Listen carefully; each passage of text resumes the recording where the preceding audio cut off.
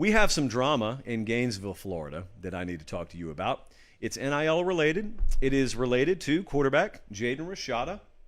Those of you who follow recruiting know that he was committed to Miami, then he decommitted from Miami, then he committed to Florida, and then signing day happened. And you probably, if you didn't follow it past then, just think he's enrolled at Florida and he's about to challenge for the starting job in spring. And hold on just a second, because none of that has happened. None of it has panned out. He has not enrolled there because it's still up in the air.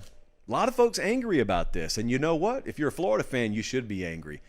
I just want to make sure you're angry at the right folks. So this is what Meemaw would call a classic NIL conundrum. She saw many of them in her day. As this has started to unfold, and it really kind of became a story while we were out in LA for the title game. So it wasn't on the front burner, but I had one eye on it. It was kind of on the back burner. And it's bubbled and bubbled and bubbled, and now it's on the surface and everyone's talking about it. I've seen a lot of reactions to this.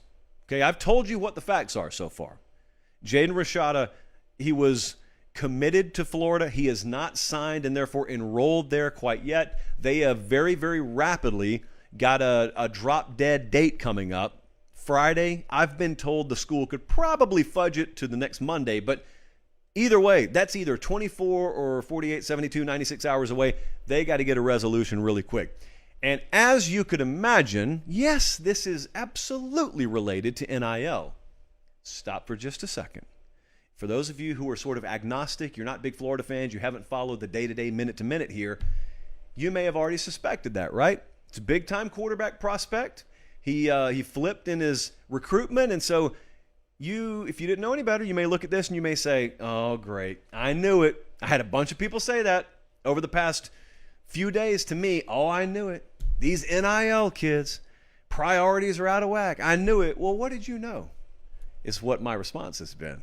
I kind of know the details on this. I've got someone really close to this situation. As a result, I'm going to keep my mouth shut on a lot of this story, and I will tell you the whole story once we have finality one way or the other. A lot of the reporting out there has been just blatantly falsified on this, but there are places you can go where they've got it pretty well nailed down. I think our folks over at Swamp 24/7 are doing a great job on this, and I'm not biased at all, obviously, aside from working for the same company they do. Here, oh, look at that, the Marriott Pen Wag. That could be a thing in 2023. This hitting on Jaden Rashada. For the record, it's not on Billy Napier either. So, yes, it is NIL related. And yes, there's money that's at the forefront of this. It's just not necessarily the way you think. See, if you didn't know any better, you may think, oh, this kid's holding the school hostage. He decided at the 11th hour, great-grandmother wanted a new bedroom added onto her house. No, that's not what's going on.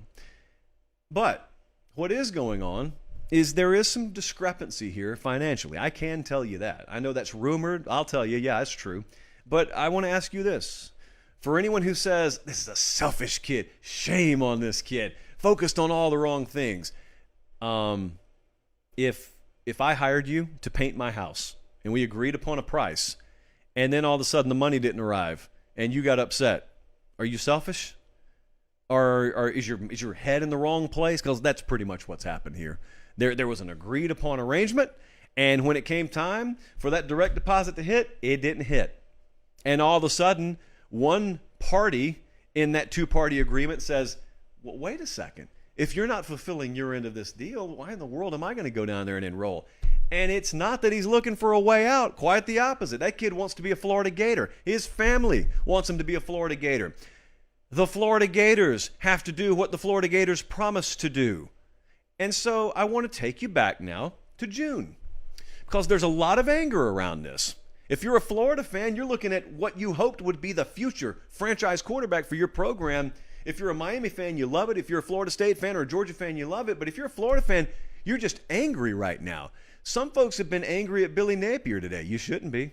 Some folks have been angry at Jaden Rashada. He's not doing anything you and I wouldn't do if we were in the same position. You shouldn't be mad at him.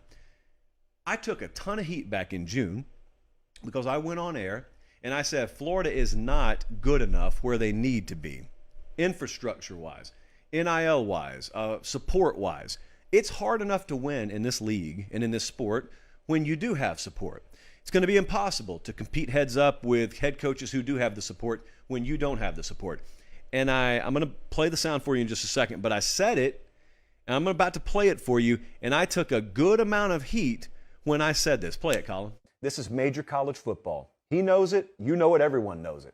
You can evaluate all you want to. You can develop all you want to. It is a talent acquisition business. And if you're not putting your coaching staff in the best position to go out and acquire talent, then you can either do one of two things. You can either recalibrate your expectation level and lower it and say, good solid 7-win season, that's what we want, Billy. Or you can give him the resources he needs to go out and compete. And right now, he's never going to come out publicly and say it. I don't think he's operating on a level playing field with some of the other staffs you're asking them to compete against. I don't think he's operating on a level playing field as Georgia. I don't think he's operating on a level playing field as Miami. And that's got to change. Or else you better get comfortable finishing second and third and watching a lot of these recruiting battles turn at the last minute. You know how frustrating that is? You know, now, if you're a fan, you know how frustrating it is. Imagine being that guy right there. Imagine having your face attached to all this. Florida recruiting really picked up in the days and weeks following that soundbite, which led me to believe the situation had been rectified. It led me to believe the proper parties had gotten their collective act in gear, and we were good. We were good to go. And I said as much. I followed up with that a few times on this show. I talked to, it felt like a million Florida fans. I talked to a lot of Florida fans. They said, hey, what do you think now? What do you say now? Well, I say that I'm glad you appear to have rectified the situation. Well, did they? Did they rectify the situation? Or did they do what you see a lot when it comes to pledging versus spending? See, pledging money is not spending money. Pledging money is what you do when you get really excited at 1:30 in the morning and you're watching an infomercial or a telethon. That's different than spending the money. And it almost feels to me like a lot of people understood, we're a little behind the eight ball here. We need to pledge money. And then what does the Florida coaching staff do? Well, they look at pledged money and they say, well, we can use this. Of course, this is not how it really happens in college football. But in reality, they say, well, we can use this then. Or at the very least, the collective said we could use this. And we could go after players like Jaden Rashada. And we could guarantee him this kind of money. Problem is, pledges did not become actual donations. And I don't know that they've got the money that's necessary to pay the kid. I don't know that they have that. And as a result, the kid's doing exactly what you and I would do if we were in his position. Anyone would do that. You've been promised something in written form, mind you, and they can't deliver. Well, what in the world is he supposed to do? That's not selfish. That's common sense. And I go right back to what we were talking about in June. Billy Napier has a big enough struggle. He's got a big enough task in front of him just competing as a head coach.